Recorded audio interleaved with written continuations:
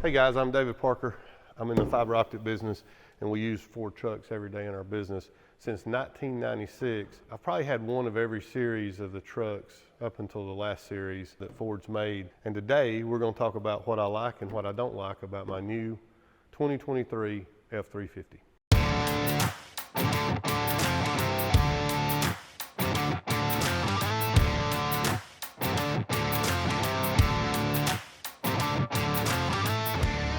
One of the only series I didn't have is I didn't have one of the 20 to 22 trucks. Ford at that point had upgraded to a projector LED headlight and a LED taillight assembly. And if you don't know how I feel about the LED taillights, go back to a couple of videos. It just pisses you off.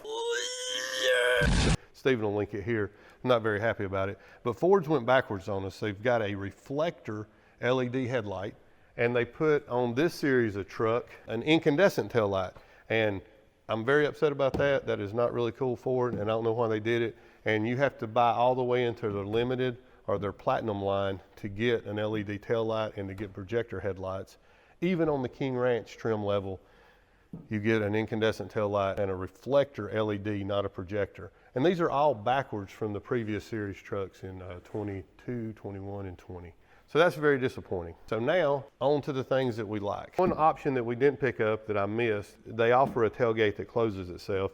It's probably not something I would have bought, but I didn't know about it, but it is available. This is Pro Power. This is 20 amps. It comes with a dual alternator and dual batteries, which we typically buy on our trucks anyway because we're going to add the inverter.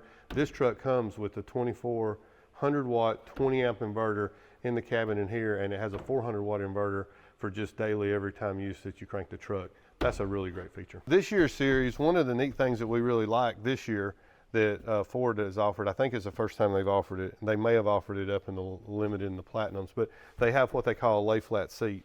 And it's kind of like an airplane seat if you've ever flown a business or first class. The seat, literally the seat comes up and this whole system gets above the rear seat and this thing lays flat. So one of the things we use our trucks for is we do disaster recovery after hurricanes and natural disasters. And so it's kind of cool to have that option. So that's a great option that we picked up, and it gives you the possibility, if you had to sleep in your truck overnight, to be way more comfortable than if you've ever had to sit sitting straight up. So this was a great new feature that we really liked this year. New for 23 is they've kind of flattened the dash out and pushed it back, which I really like. If you had the previous years, they didn't really change much. This year is kind of a wholesale change. We've got rid of all the gauges and we have a TV display here and a TV display here. This one's much larger, the cameras are much brighter. So we really like that. Another thing that we like is in the transmission now, we have a 10-speed transmission that they've had in the F-150s for quite some time. And the 10-speed transmission is just really well and it puts the power down. This truck is so much quicker from the old 6.2 gas truck, and now this is a 7.3 gas truck. The truck is really, really much quicker, but with the 10-speed transmission, I'm getting about the same gas mileage. Every day, kind of real life driving, 13 to 14 miles to the gallon in this truck, 12 miles to the gallon in the other truck. And like I said, we use gas trucks. We use them on the side of the road and we let them idle. We've been real successful with those trucks. We get a lot of miles out of them. We have some of these trucks that have got 500,000 miles on them. You know, we've done cab bushings and steering components, but we keep the oil changed every 3,000 miles, and we just haven't had any bottom end failures. We've had a couple of valve train failures. They've all been covered by Ford, but we've been real happy with the motors so far, and I hope it continues with this series of motor. I've been very happy with the performance. Like I said, I've only got about 5,000 miles on this truck, but it's been really good. 2 series ago, at the same time that Ford introduced the push button start, they introduced a mandatory 30-minute idle delay. And now you can go into the settings and you can turn it off, but every time you cycle the truck, it turns the 30-minute max idle back on. We've got a real great video about how we implement PTO2 with a timer and some upfitter stuff and some SEC elevated idle control stuff. Go back and check that video out where you don't have to do anything and it disables that function for you.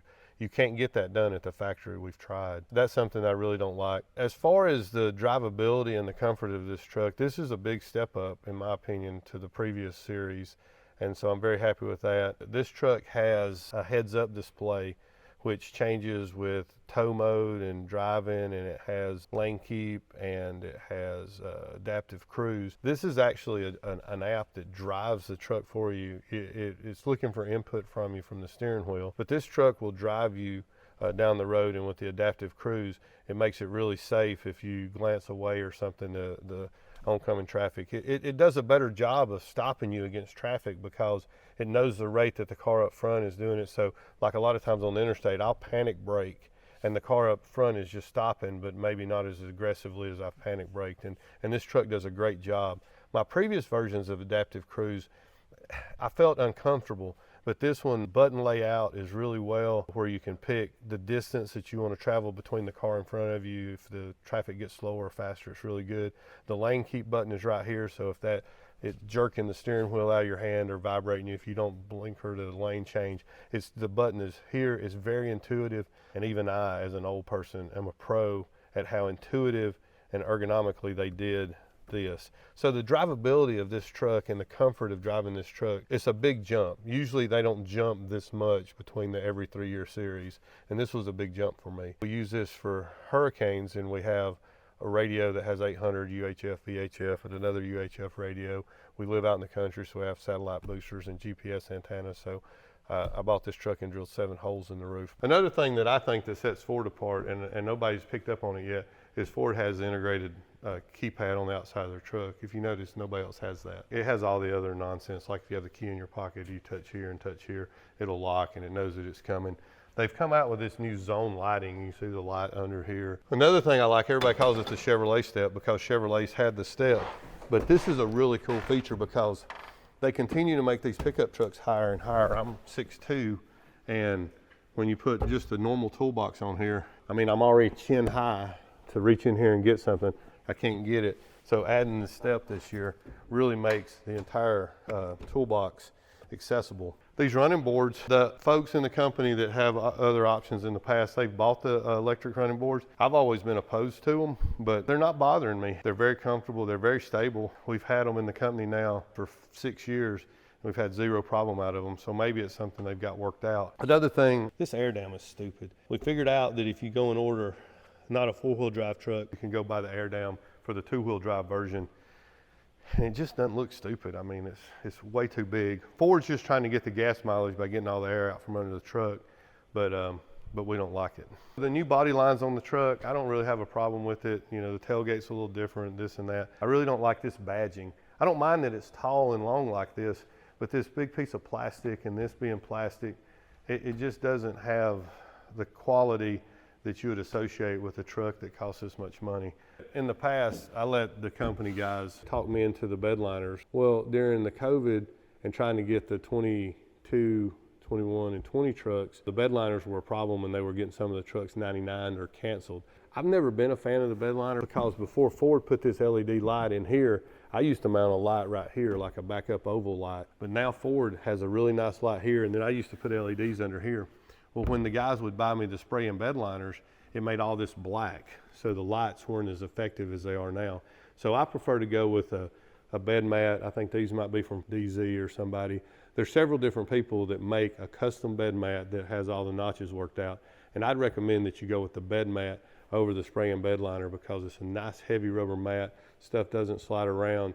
And then if you are in the business of trading and keeping your truck, what I would recommend you do is to run the bed mat, and then if you like trade the trucks every 2 or 3 years, right before you trade it, have the bed liner sprayed in, so it'll cover up all your scratches and all the things, and you'll get the benefit of having a good light, and then you'll just kind of have that, like I didn't hurt the truck by having the bed liner sprayed after you've been using it. It's a big jump up every 3 years. They jump up a little bit, but this is probably a 2 to 3, like a 9-year jump in my opinion. So I really like that. If you're currently in a 17, 19 truck, or if you're in a 21, 22 truck, it's probably a worthy upgrade. And I think as many as Ford's put out, I think they have more trucks on their lot than they can sell right now.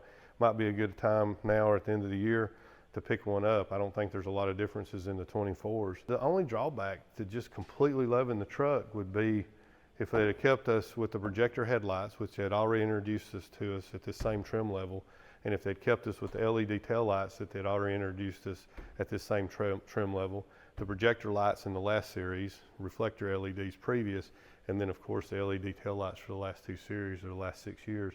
It's really disappointing that we've went all the way back to an incandescent bulb on a truck of this trim level and of this caliber.